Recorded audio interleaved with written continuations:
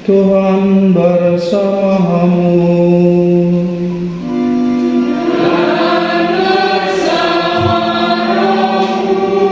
Inilah Injil Yesus Kristus menurut Lukas.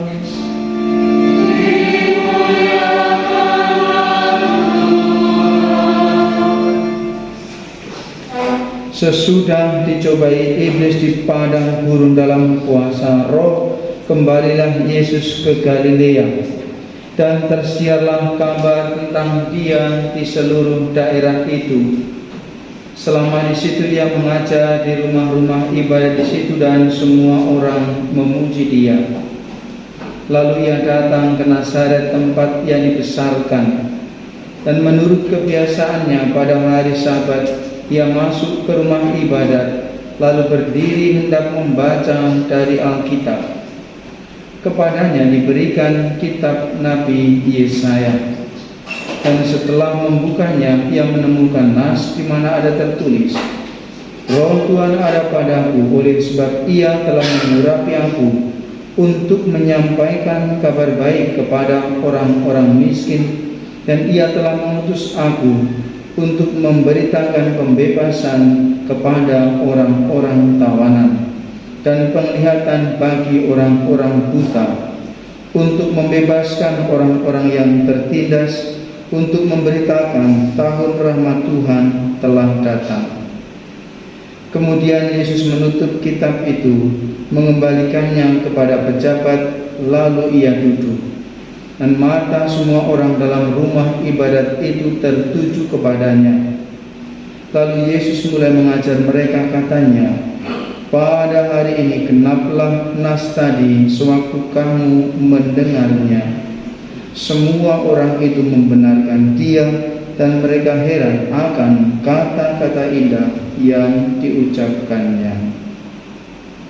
Demikianlah sabda Tuhan.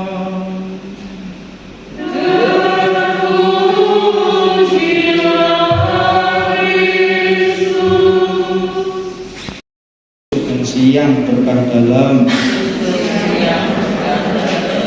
kita merayakan Natal dan Tahun Baru dengan tema, apa temanya?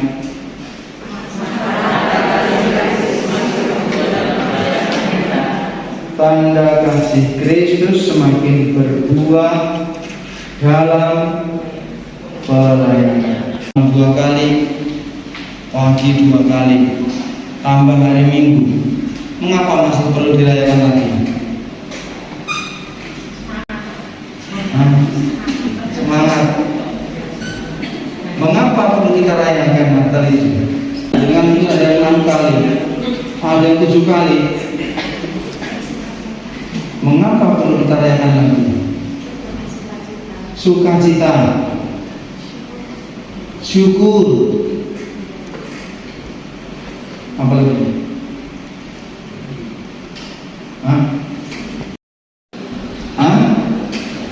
Supaya temanya ini terwujud, kasih Kristus semakin berbuah dalam pelayanan. Bagaimana supaya pohon itu bisa berbuah? Dipupuk, dipelihara, disirami, terus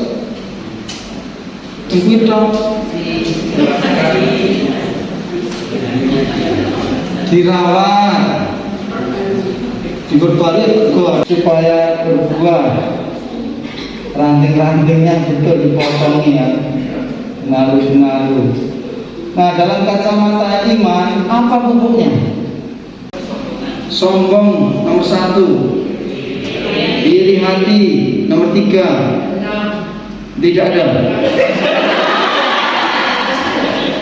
Sombong, iri hati dengki sama. Dendam itu satu rumpun. Jadi iri hati, tunggu dengki, tunggu dendam. Ada 7 baru 2. Sombong, iri hati, malas,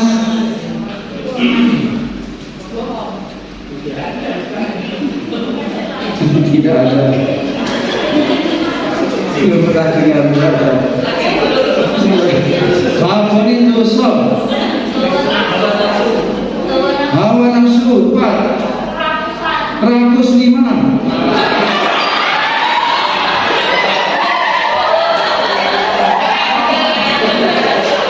Saya buka Google ya. Buka lah.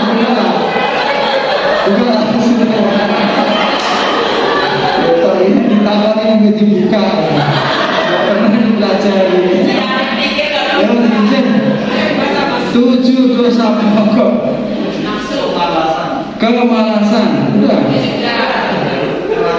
Kerakusan. Ketamakan.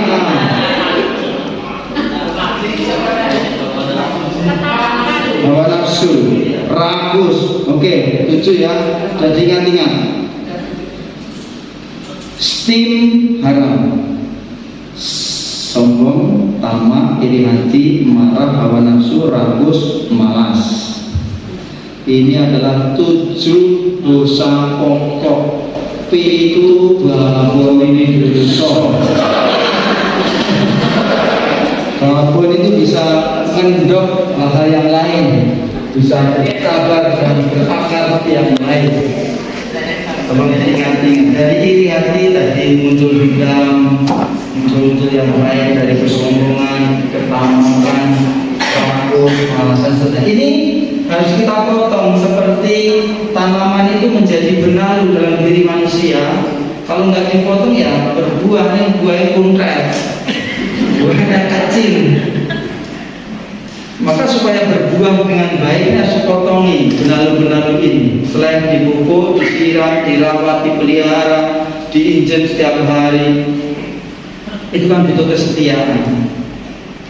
Nah, supaya berbuah, kasih itu juga harus dibersihkan supaya menghasilkan buah. Dan buahnya itu berkelas, kelas 1, bukan kelas 2, kelas 3. Berikutnya pertanyaannya, buah itu untuk siapa? Orang lain. Orang lain itu siapa? Orang lain sesama, orang lain sesama. Yang kita layani itu siapa? Tuhan dalam diri sesama kita. Siapa itu? Pasien. Tuhan yang kita jumpai. Indikasinya apa? Indikasinya adalah merasakan pelayanan yang prima, pelayanan yang baik. Saya kemarin pergi ke Melkos itu dilayani dengan baik, ada kelas-kelasnya, kelas 1, kelas 2, dan kelas VIP, kelas VIP. Lalu saya dengan Mas Sapa itu kita kelas VIP. Oh ya, makan kita makan, pesan apa itu namanya, stik goreng, stik daging. Wah, setelah dijamak, udah ada nasinya mas. Jadi kelas VIP ini kelas VIP. Kalau ada apa itu namanya salad itu. Wah, sayur-sayuran mentah itu. Mas gimana? Aku gak mau makan. Ini kelas VIP malah gak bisa makan. Kelas kita ternyata bukan kelas VIP, harusnya masih banyak-banyak paling enggak, atau apa, kelasnya kami ini paling bakmi goreng atau bakmi godong. Buah itu sungguh menghasilkan sesuatu untuk yang kita layani, tetapi juga untuk kita sendiri yang melayani. Buahnya apa? Kita yang melayani tentu idealnya seperti Rasul Paulus. Upahku apa? Upahku adalah ketika aku boleh mewartakan Injil tanpa upah. Tapi yang namanya manusiawi, selalu yang kita butuhkan itu apa dalam pekerjaan? Adalah ketenangan, kedamaian, kebahagiaan dalam kerja. Itu buahnya. Karena kalau diukur dengan uang itu nggak pernah cukup manusia ini. Dulu saya pikir waktu SD punya uang 1.000 aja, wah bahagia sekali. Karena harga permen waktu itu 5 kilo. 5 kilo itu bahasa Indonesia apa?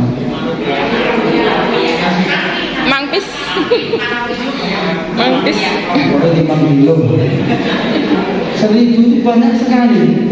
Giliran SMP itu wah 10.000, wah bisa beli es teh sama bakso mie ayam sampai kenyang. Giliran SMA punya uang 100.000 itu supaya bisa telepon interlokal, bisa internetan. Waktu itu karena internet masih mahal. Begitu kuliah, bagaimana lah punya uang 1 juta ini supaya bisa beli buku-buku ini untuk bahan kuliah. Sekarang 1 M aja tidak cukup. Saya butuh 3 M untuk beli tanah.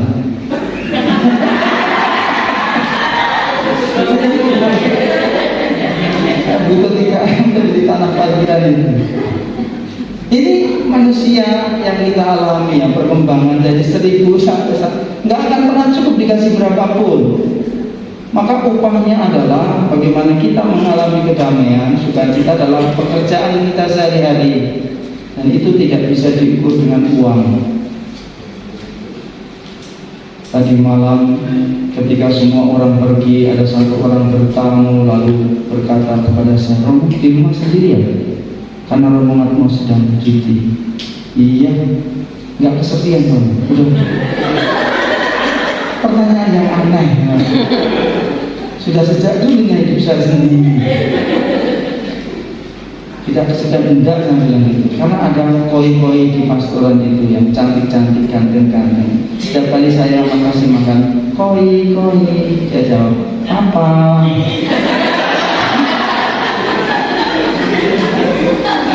Setiap kali saya kasih makan, tambah lagi. Nah, pocongnya itu kayak bicara itu, minta makan lagi, terus gak pernah berhenti.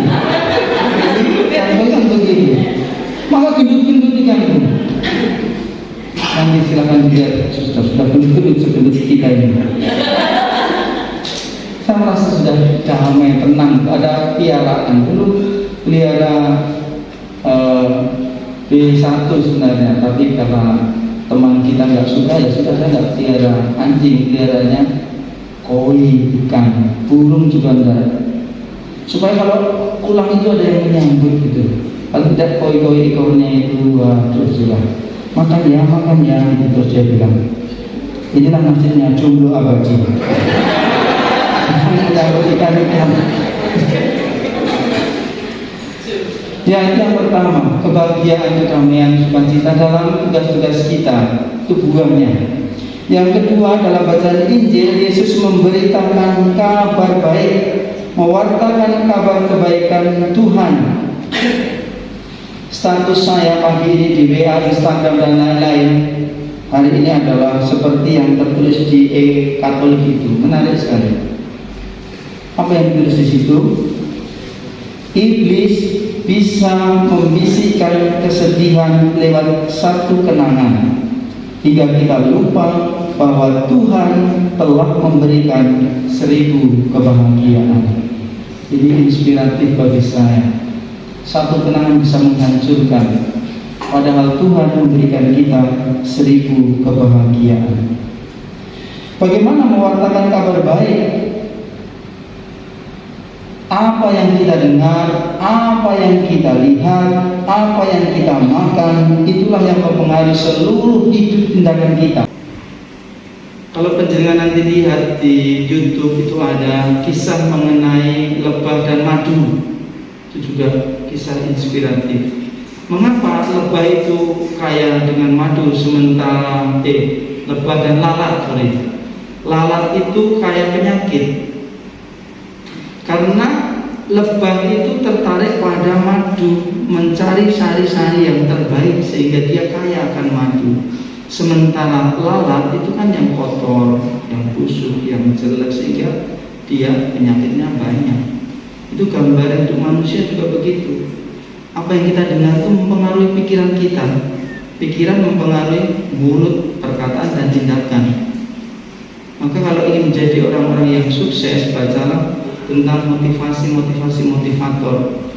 Kalau ingin menjadi seorang yang realistis, ya bacalah berita-berita. Jangan hanya lihat sinetron emak-emak menangis-nangis, "Kamu jahat." kamu lebih jahat lagi, lalu menangis semua. Tidak ada yang kotor-kotor di sinetron itu, semuanya mobilnya mewah, rumahnya mewah, cantik-cantik, ganteng-ganteng, tidak ada yang kumuh-kumuh jelek-jelek. Itu tidak realistis. Nah, itulah gambaran bagi kita semua, saudara-saudari. Maka kalau kita ingin mewartakan kabar kebaikan, apa yang kita dengar, apa yang kita lihat, apa yang kita baca, hal-hal yang baik, maka juga akan menghasilkan buah-buah kebaikan itu. Buahnya apa? Buahnya di dalam Galatia dikatakan cinta, damai, kasih, persaudaraan, dan lain-lain. Dan itulah hidup yang selalu dibawa setiap hari dalam pelayanan kita. Maka mari kita mohon agar Natal ini membawa berkat bagi kita semua, juga bagi keluarga, sanak saudara, orang-orang yang kita layani, buah-buah kebaikan, dan itu dimulai dari diri kita, sukacita yang tidak bisa dibeli dengan apapun juga, sehingga kelahiran Tuhan membawa suasana baru, semangat yang baru dalam pelayanan kita. Tuhan berkati kita sekarang dan selama-lamanya. Amin.